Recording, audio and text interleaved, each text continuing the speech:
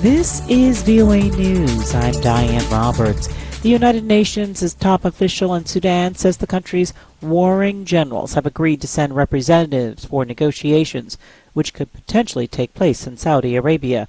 More from VOA's Anita Powell. On Tuesday, the White House said it remains engaged. White House Press Secretary Karine Jean-Pierre. We remain in close contact with the Sudanese military and civilian leaders to see what we can to help them identify a path to reach a sustainable secession of hostilities that include humanitarian arrangements, and we are engaged at the highest levels regularly. And in Addis Ababa, the African Union said Tuesday that they too are hard at work on the problem. Decades of U.S. sanctions and testy relations between Washington and Khartoum has led U.S. officials to say that regional partners need to be involved in brokering a solution. Anita Powell, VOA News, the White House. The United Nations has warned Sudan's conflict risks morphing into a broader crisis as impoverished neighbors welcome an influx of refugees. The United Nations said Tuesday more than 100,000 people have fled Sudan's war across borders into its neighbors. Ukrainian President Volodymyr Zelensky was in the Finnish capital Helsinki on Wednesday for a one-day Nordic summit. He is expected to meet with 4 Nordic prime ministers who are gathering at the residency of the Finnish president. Russia's foreign ministry on Thursday denied a U.S. request for a consular visit to Evan Gershkovich, an American reporter for the Wall Street Journal, who is jailed on espionage charges. Gershkovich has been in custody since his March 29th arrest by Russia's security service on those espionage charges that he, his employer, and the United States government have all denied. For more on these and all other stories we're covering, visit us at voanews.com. This is VOA News. Serbian police say a teenage boy has opened fire in a school in central Belgrade, killing 8 children and the school guard. Police say they arrested the suspect, a 7th grade student, in the schoolyard. The statement added that the boy apparently opened fire with his father's gun. U.S. President Joe Biden's administration will temporarily send 1,500 additional troops to help secure the U.S.-Mexico border, the Pentagon said Tuesday. More from Reuters' Gillian Kitchener. Reuters national security correspondent Idris Ali says the border deployment comes with some reservations within the Pentagon. Pentagon spokesman Pat Ryder said it won't affect readiness, but what we're being told by sources is that for a long time there's been concern at the Pentagon that the longer these type of missions go on, the more likely they are to impact readiness, the more likely they are to turn the troops' attention away from the task at hand, which is, countering China, looking at the war in Ukraine and how they can support those efforts. U.S. military troops have been used to help secure the border during previous administrations, including under President Bush and Obama. And that was Gillian Kitchener from Reuters.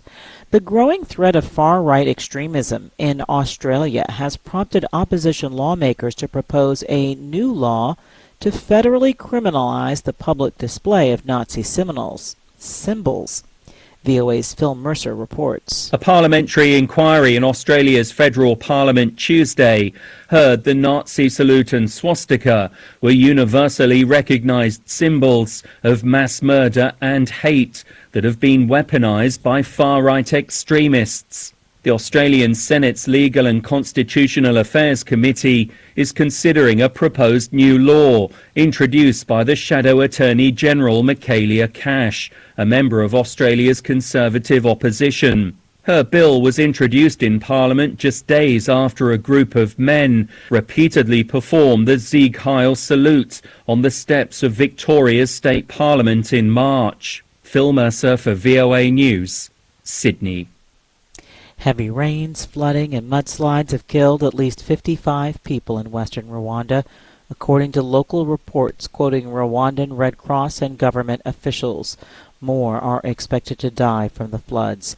Mudslides appear to have blocked main roads leading to the area, hampering rescue efforts with more rain forecast for the region in the days ahead. This is VOA News.